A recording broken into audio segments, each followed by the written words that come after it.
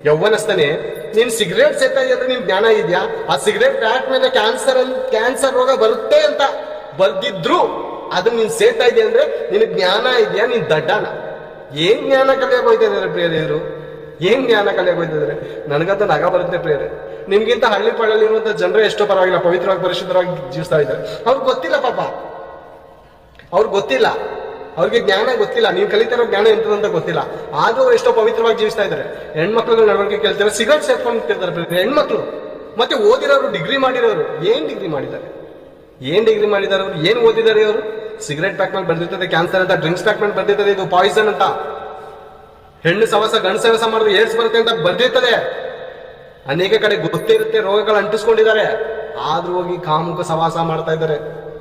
ಈ ಓದಿದಂಥವ್ರು ಏನ್ ಮಾಡ್ತಾ ಇದಾರೆ ಹೇಳಿ? ಏನ್ ಮಾಡ್ತಾ ಇದಾರೆ ಹೇಳಿ? ಗೇಣುದ್ದ ಹೊಟ್ಟೆಗೋಸ್ಕರ ಕಷ್ಟ ಪಡ್ತಾ ಇದ್ದಾರೆ ಪ್ರೇರೆ.